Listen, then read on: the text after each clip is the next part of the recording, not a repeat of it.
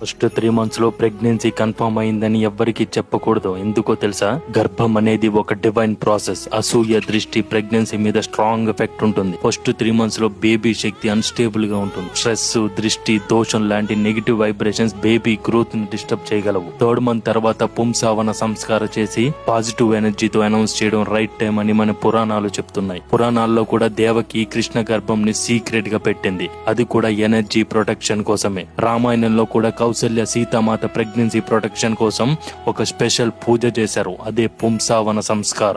5,000 పైబడిన సంవత్సరాల నాటి చరాక సంహిత అనే హిందూ ధర్మం కి సంబంధించిన గ్రంథంలో కూడా ప్రెగ్నెన్సీ అండ్ బేబీ డెవలప్మెంట్ గురించి క్లియర్ గా ఉంది.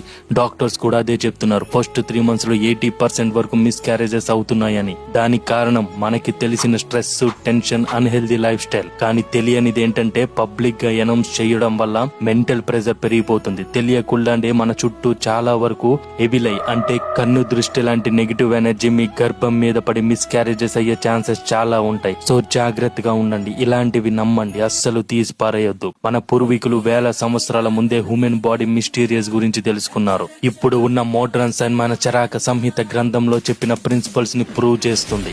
ఇలాంటివి మన పూర్వీకులు ఎందుకు రికమెండ్ చేశారని ఇప్పుడు అర్థమవుతుంది కదా.